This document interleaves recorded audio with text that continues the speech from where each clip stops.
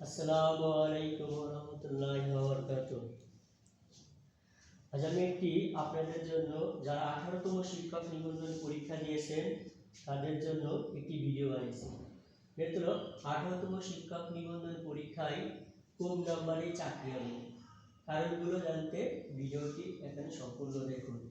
আচ্ছা, কোন কোন সাবজেক্টে আপনারা 55+ নাম্বার পেলেই চাকরি হবে সেটা দেখে নিন।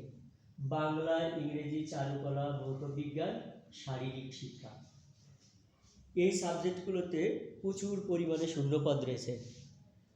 আপনারা যদি 18তম শিক্ষক নিবন্ধন পরীক্ষা যারা দিয়েছেন এরা 55 নম্বর প্লাস পেলেই আপনাদের এই সাবজেক্টগুলোতে চাকরি হবে।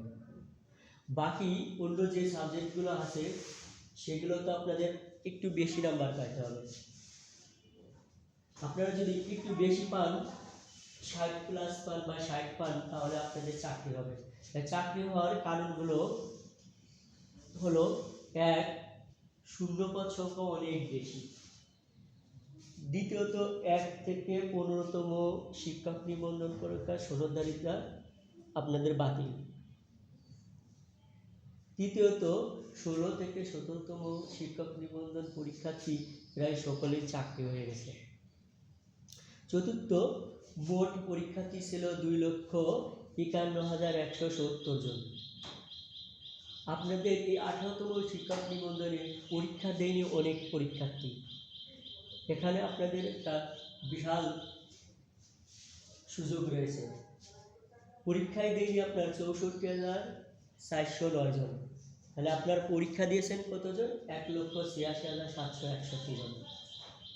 এই 1,86,761 জনের মধ্যে সবার প্রস্তুতি কিন্তু ভালো না, আবার সবাই ভালোভাবে প্রস্তুতিও নিতে পারেনি। ভালোভাবে প্রস্তুতি নেয়নি এমন সংখ্যা হবে 70%, আর যারা ভালোভাবে প্রস্তুতি নিয়েছেন এদের সংখ্যা হবে 30%।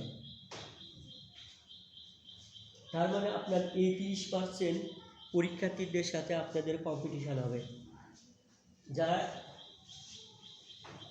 এখানে 60+ নাম্বার পাবেন তাদের চাকরি নিশ্চিত।